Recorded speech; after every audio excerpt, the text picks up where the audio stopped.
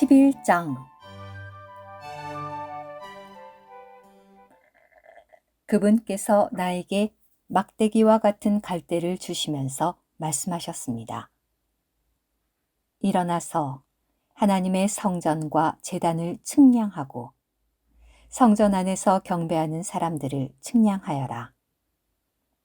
성전 밖에 있는 뜰은 버려두고 측량하지 마라.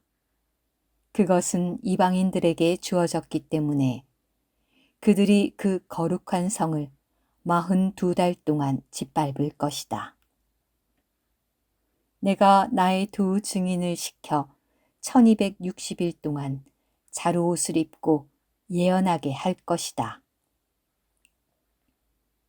그들은 땅의 주님 앞에 서 있는 두 올리브 나무이며 두 등잔대입니다. 누구든지 그들을 해치고자 한다면 그들의 입에서 불이 나와 그들의 원수들을 삼킵니다.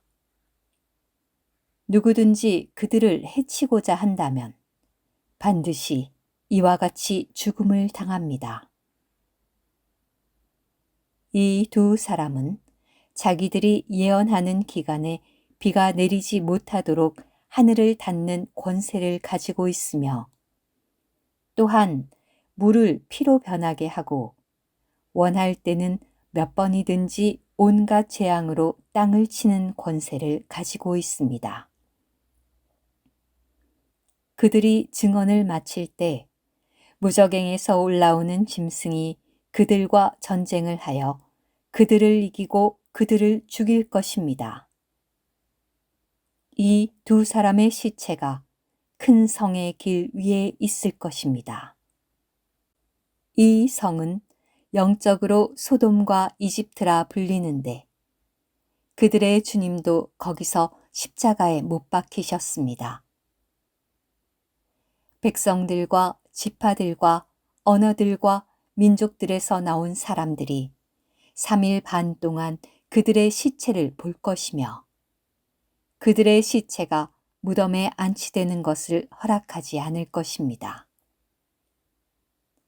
땅에 거하는 사람들은 죽은 그들에 대해서 기뻐하고 즐거워하며 서로 선물을 보낼 것입니다. 왜냐하면 이 두 신원자가 땅에 거하는 사람들을 괴롭게 하였기 때문입니다. 3일 반이 지난 후 하나님에게서 나온 생명의 숨이 그들 속으로 들어가니 그들이 자기 발로 일어섰으며 그들을 지켜보던 이들이 크게 두려워하였습니다. 두 증인은 하늘에서 나온 큰 음성이 자기들에게 이리로 올라오너라 라고 하는 것을 듣고 구름에 쌓여서 하늘로 올라가니 그들의 원수들이 그들을 바라보았습니다. 바로 그 시간에 큰 지진이 나서 그 성의 10분의 1이 무너졌고 그 지진에 7,000명이 죽었습니다. 그래서 남은 사람들은 두려워하였으며 하늘의 하나님께 영광을 돌렸습니다. 둘째 화는 지나갔습니다. 보십시오. 셋째 화가 곧 닥칠 것입니다. 일곱째 천사가 나팔을 불자 하늘에서 세상의 왕국이 우리 주님과 그분의 그리스도의 왕국이 되었으니 그분께서 영원무궁히 왕으로서 다스리실 것입니다. 라고 말하는 큰 음성이 있었습니다. 하나님 앞에서 자기들의 보좌에 앉은 24장로가 얼굴을 땅에 대고 엎드려 하나님께 경배하며 말하였습니다. 지금도 계시고 전에도 계셨던 전능하신 분 주 하나님 감사합니다. 왜냐하면 주님께서 주님의 큰 능력을 가지시고 왕으로서 다스리셨기 때문입니다. 민족들이 화를 내었으므로 주님의 진노가 닥쳤습니다. 죽은 사람들이 심판받을 때가 왔으며 주님의 노예 신원자들과 성도들과 주님의 이름을 경외하는 크고 작은 사람들에게 보상을 주시고 땅을 파괴하는 자들을 멸망시킬 때가 왔습니다.